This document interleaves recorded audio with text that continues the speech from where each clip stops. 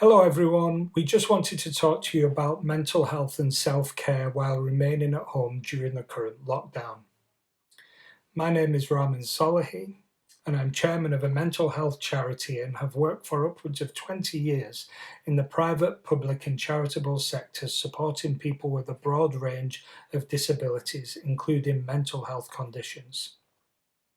I have a business called Cornerstone, which covers the whole of the UK, delivering one-to-one consultancy for people with disabilities within an employment context, and also deliver mental health first aid and mental health awareness training. We are all aware of the very quick and abrupt changes to how we live and work out life in recent weeks due to COVID-19.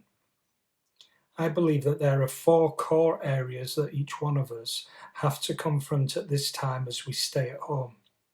There are likely to be more than these, but for brevity's sake, let's hold to them for the time being. They are mainly frustration, boredom, fear, and isolation. So, firstly, frustration at our limited capacity, our loss of income, loss of business, our perceived inability to change things, our drastically reduced rights and freedoms removed for a time, well-laid plans have been changed, and we have restricted movement. Secondly, boredom. If we've been furloughed, then we are not working and we are no longer in our usual rhythm and are at home. We no longer have the stimuli and sense of purpose provided by work, which leaves a vacuum that can be difficult to fill. A week without the usual definition, tasks, and responsibilities can become a blur. My wife recently said to me, "What day is it?" And we had to think. I'm sure we're not alone in that. Look out for those on furlough. Thirdly, fear. Financial fear, fear of the future, fear of the unknown, fear of ill health for self or others, fear of contact with people, fear of conflict in the home as everyone has to adapt. A particularly vulnerable group are those with pre-existing mental health conditions. Some of us are suffering from big fear, and it dwarfs and dominates everything else, affecting sleep patterns and impacting our overall health. And then fourthly, isolation. Many of us live with families, partners, or housemates, but that doesn't mean we won't feel incredibly cut off from the world when we have to remain inside for weeks at a time. We may be finding this very difficult. We are largely social people. We have hobbies, interests, and for each one of us, our world has significantly reduced in size and scope. We are also disconnected from our wider families and communities and are now working from home, away from the hustle bustle of office life and colleagues. This is the new normal for most of us. Interestingly, Public Health England have recently said this: remote work is the most important workplace innovation in history. It will deliver the largest quality of life increase across the next decade as companies become far more effective and efficient. Failing to adapt could destroy them. As I'm sure we are aware, current events have highlighted this and the accelerated need for companies to have a remote working strategy immediately. Companies without one right now are suffering operationally and putting their team members at risk. And the rationale for the switch to home working is around this phrase, disaster continuity. And this will become a frequent discussion on company boards, ranging from the newest startups through to the largest companies on the planet. The ability to continue operations despite large-scale unforeseen events will be seen as critical, and not doing so would be an existential threat to the business.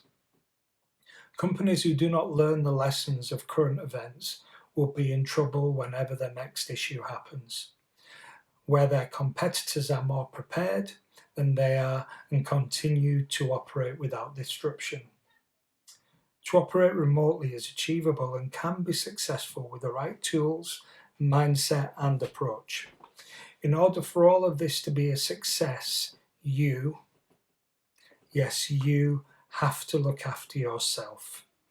The principle of self-care is about actively finding ways to give your brain a rest when we necessarily need to recharge and replenish in order to avoid stress, burnout, and poor mental health. It's important to give yourself permission for simple things such as stepping away from your laptop for your lunch break.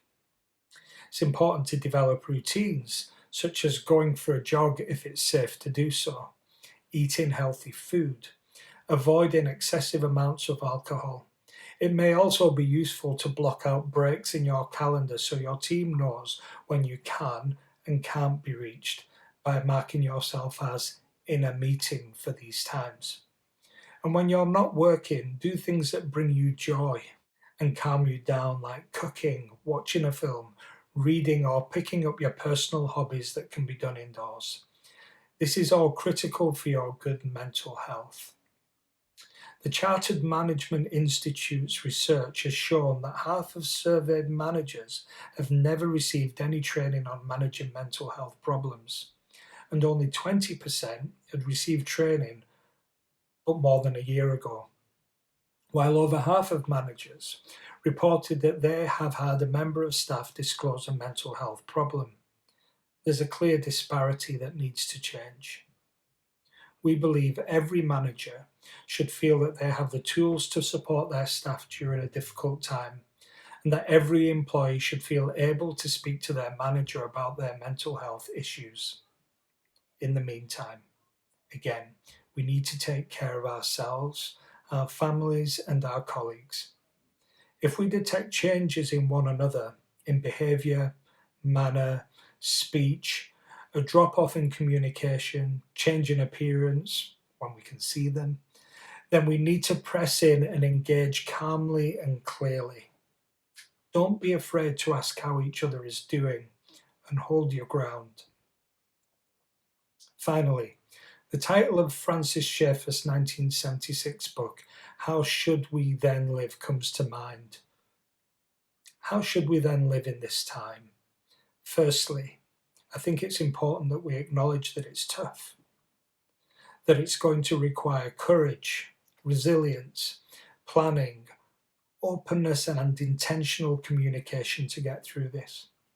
If we do this, we will have taken what could be a once in a lifetime opportunity to reorganize our priorities and come out of this with a clear sense of direction, renewed focus, and strength.